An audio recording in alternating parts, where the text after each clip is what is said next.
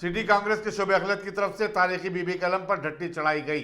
समीर वलीउल्लाह और सैयद निजामुद्दीन पर मुश्तमिल पार्टी के एक वफद ने दबिलपुरा में अलावा बीबी में हाजिरी दी और अपनी नज़र पेश की। अब यहाँ तेलंगाना प्रदेश कांग्रेस कमेटी के जानिब से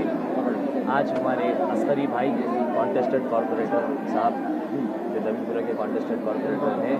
और हमारे साजिद शरीफ साहब जो साबिक़ा कॉन्टेस्टेड कॉरपोरेटर हैं, इनकी सदारत में आज हम लोग यहाँ पे आए हैं। तेलंगाना प्रदेश कांग्रेस की जानिब से हम लोग यहाँ पे आके आज बीबी के अलावे को ढट्टी और एक नजराना पेश किए और हम लोग यहाँ पे दुआ कर रहे हैं कि